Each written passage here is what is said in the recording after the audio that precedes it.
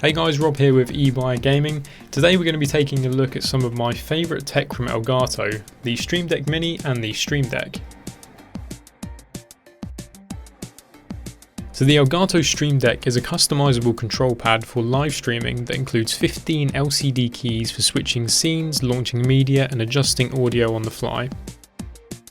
The Stream Deck is powered over USB 2.0 and currently is supported by Windows 10 and Mac OS.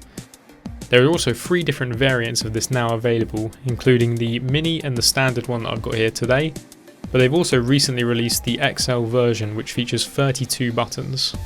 You can also use multiple devices on the same PC and it all works under the included software.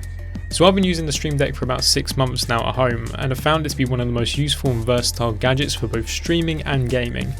The Stream Deck is basically a set of customizable buttons that can give you more advanced control over both your stream and your PC in general.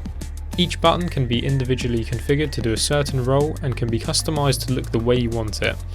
Some of the most common uses for this is changing scenes within a stream, muting your mic or desktop audio, and also launching on-screen GIFs and audio effects. Another great thing about this is that you can also just use it to control general system things like your music or your volume. As a 60% keyboard user, this is great for me as it means I can keep some of that functionality that I lost from going to a smaller keyboard, and I can still have controls for media like pause and play and increase volume, decrease volume, etc.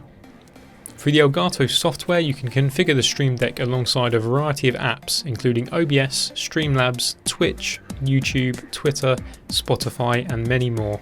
So whether you're a streamer or just want some extra functionality in your PC, the Elgato Stream Deck is a solid companion with quality physical features and easy to use software. For more information or to buy one of these devices, head on over to our website in the link below. But other than that, thank you guys for watching and I will catch you in the next video.